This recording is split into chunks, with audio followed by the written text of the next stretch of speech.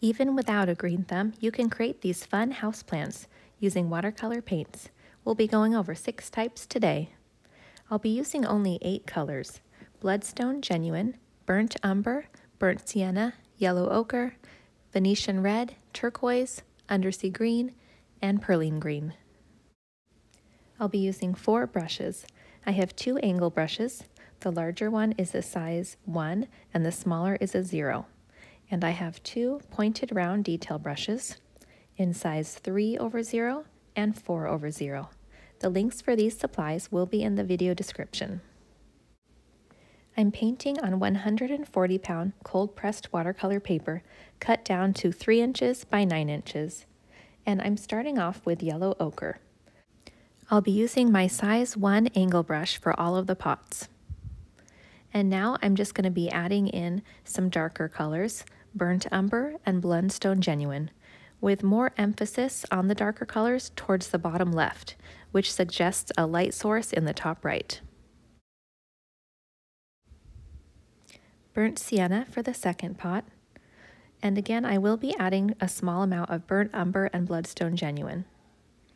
And you might choose to paint your pots a bit more smooth and consistent than mine, and that works too. I just like the variety, the white spots, the inconsistencies, and I think they look more interesting this way, but that's just my personal preference. The third pot is turquoise, and I'm just dropping in those darker colors on the left. For the fourth pot, I'm using Burnt Umber and Bloodstone Genuine. And think about when you see a planter pot outside of a home or business. Unless it's brand new, the pot doesn't look perfect. It's likely layered with some dirt, or it might have a chip or a crack, or maybe some discoloration from the hours in the sun. And as I work, I like to keep this in mind. Number 5 is a light mix of turquoise and undersea green. You'll notice that this pot is lighter than the others. That's because I plan to have some overhang when I get to the leaves of this plant. And now for the final pot, I'm using Venetian Red, a fairly dark value.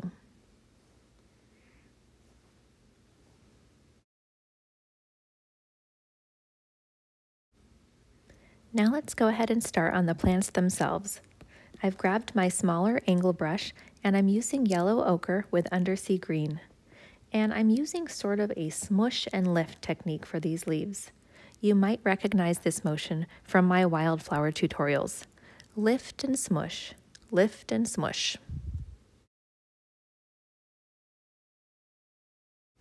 With the size 3/0 pointed round and some undersea green, I'm making small dashes up and down the leaves. We'll be coming back later to add more details, but you might have guessed that this first plant is going to be a snake plant. For the second plant, I want just a couple branches of eucalyptus. I'm using turquoise and perline green. Blend the colors beforehand if you'd prefer, but I like to add one color and then the second while it's still wet. The colors will partially blend on their own, but not all the way. When I extend the branch down into the pot, you'll see that some of my leaves are left floating. So what I do is I just come back through and I tether them to the main branch. Add more branches and leaves if you want, but I kind of like that bare Charlie Brown Christmas tree look that we have going on here. For number 3, let's go ahead and try a spider plant with its long leaves. This is a light value of undersea green.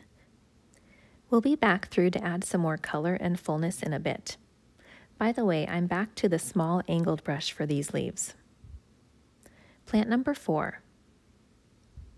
Can you tell what we're going for? Yellow ochre for the flower's leaves, and just a touch of Venetian red will go into the center. This plant will be an orchid, which I've heard is a very tough plant to keep happy.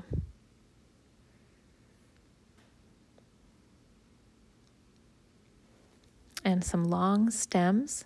I'm using a light value of burnt umber. And now let's add some long angular leaves in perline green. And while I still have some paint on my brush, I'm actually going to get right back over to that spider plant and just add a few more leaves with the darker green. By now, you're probably getting a pretty good feel for when that angled brush comes in handy and when it's better to stick with the pointed round. Plant number 5 is the string of pearls. This is a really fun one to paint. Using undersea green and perline green, I'm laying down a trail of dots, moving quickly.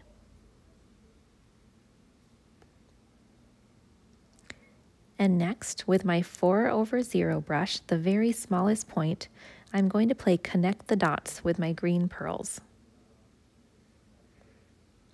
And now do you see why it was beneficial to use lighter colors on this pot?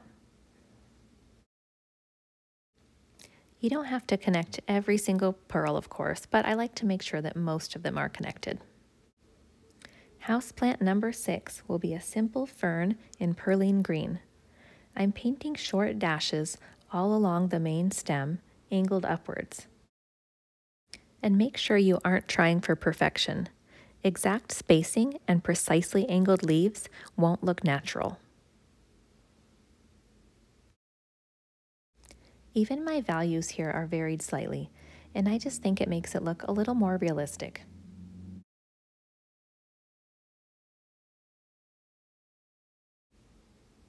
I'm allowing some of the leaves down towards the bottom to overlap and even blend together slightly.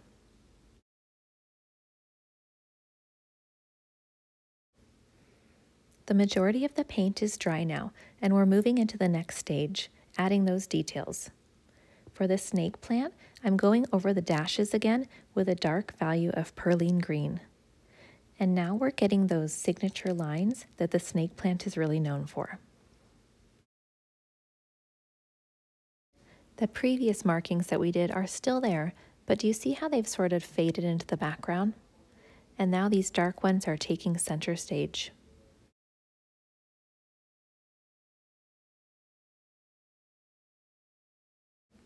I'm just letting my brush hop along the paper.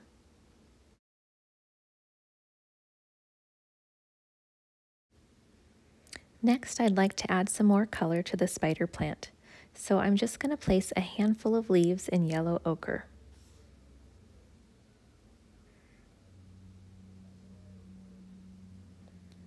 And I'm noticing now that some of the planters have faded a little bit too much, so I'm going to bring some more color in there and just sort of up the vibrancy on a few of these.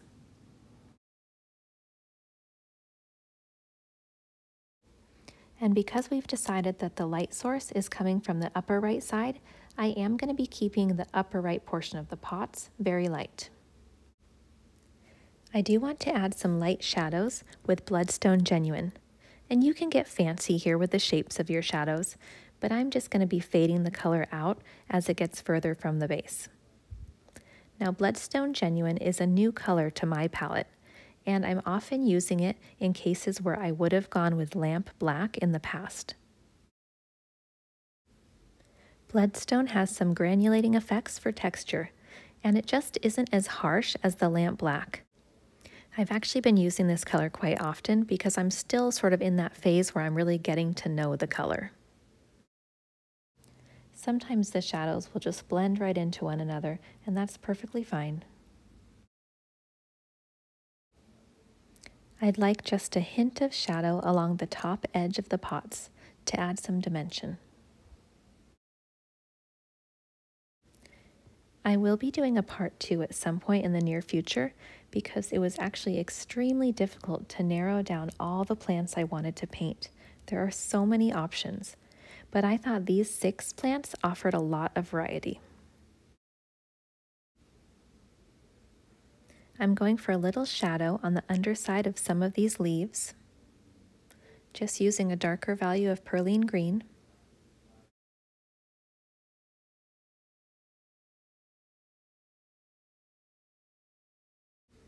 And to finish off the eucalyptus, how about a darker value right where the leaves meet the stems?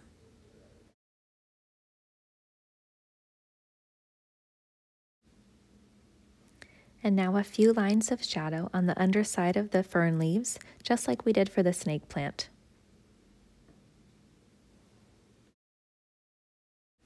Go ahead and touch up the others too if you feel like it needs it. You might want a little something on the string of pearls or maybe on the orchid. Bring a little darker value of the yellow into the flowers if you want. I'm going to put my paintbrush down right now before any areas begin to feel overworked. All right, well, I think the string of pearls is my favorite of this bunch. How about you? Do you have a favorite plant that you love to paint? Thank you so much for watching.